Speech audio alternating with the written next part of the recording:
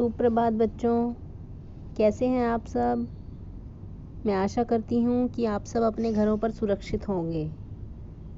बेटा आजकल फिर से कोरोना बहुत ज़्यादा बढ़ गया है, इसलिए जब भी आप बाहर जाएं मास्क लगा कर जाएं। अपने हाथों को बार बार साबुन से धोते रहें, सैनिटाइज करते रहें और सोशल डिस्टेंसिंग ज़रूर बना कर रखें, तभी इस कोरोना महामारी को हराया जा सकता है। अपना ध्यान रखें बेटा।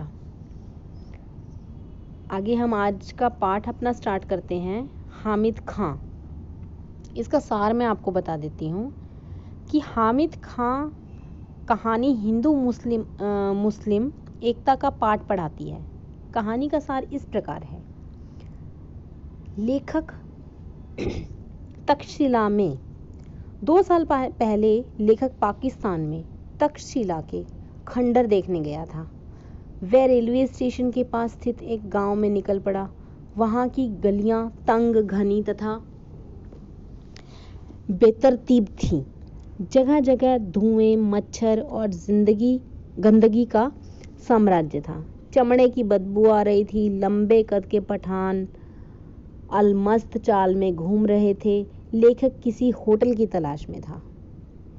आगे है, लेखक को तलाशते तलाशते एक होटल मिला। एक अधेड़ पठान अंगीठी के पास सिर झुकाए चपातियां बना रहा था।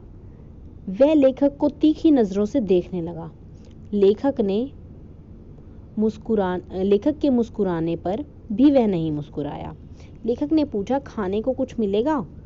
पठान ने बेंच पर बैठने का इशारा करके कहा, चपाती और सालन है। सालन का मतलब होता है बेटा नॉनवेज, जो ये चिकन और मीट वगैरह खाते हैं तो ये सालन होता है। थोड़ी देर बाद पठान ने लेखक का परिचय पूछा। उसने हिंदू जानकर उनसे पूछा कि वह हिंदू होकर एक मुसलमान के होटल का खाना कैसे खाएगा। लेखक ने बताया कि वह हिंदुस्तान में मद्रास के आगे मलाबार नामक एक स्थान है, वहाँ पर रहता है। उनके यहाँ हिंदू मुसलमानों का कोई भेद नहीं है। वे बढ़िया चाय और पुलाव खाने के लिए हमेशा मुसलमानी होटलों में ही जाया करते हैं। मुसलमानों की भारत में बनी पहली मस्जिद भी उन्हीं के एक राज्य में है। यहाँ हिंदू मुस्लिम दंगे भी नहीं होते हैं। हामिद खां का दुख। हामिद लेखक की बातों पर विश्वास न कर सका। यहाँ पर लेखक बेटा हामिद खां के पास गया है और जो वो होटल वाला है वो है हामिद खां। बोला, काश मैं आपके मुल्क में जाकर अपनी आंखों से ये सब देख सकता। हामिद ने दुख पूर्वक कहा, पाकिस्तान के हिंदू ऐसी बातें फख्र के साथ किसी मुसलमान से नहीं कह सकते। वे मुसलमानों को अत्याचारियों की संतान मानते हैं, इसलिए पाकिस्तान में रहकर उन्हें अपने सम्मान को बचाना कठिन हो जाता है।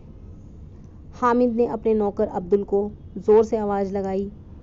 उन्हें पश्तो भाषा में लेखक के लिए खाना बनाने का आदेश दिया। वहाँ की जो भाषा है बेटा पाकिस्तान की पश्तो भाषा, उसमें आदेश दिया। हामिद बोला, आप मोहब्बत और ईमानदारी से इसने होटल में खाना खाने आए हैं।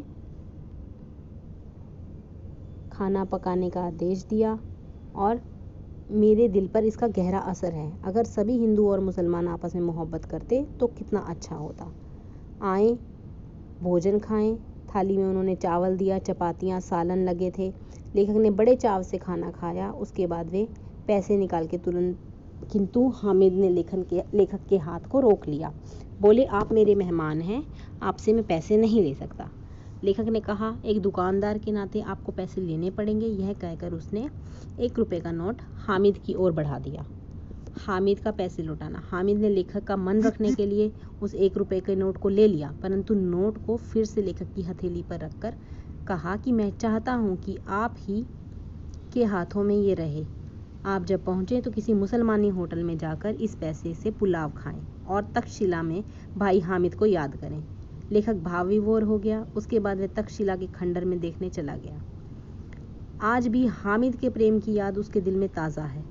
आज जब उसने यह समाचार सुना कि तक्षशिला के भीषण सांप्रदायिक दंगा हुआ है तो उसने मन ही मन प्रभु से प्रार्थना की कि इस दंगे की चिंगारियों से हामिद भाई सुरक्षित रहें। ये पाठ का सार खत्म होता है बेटा। धन्यवाद।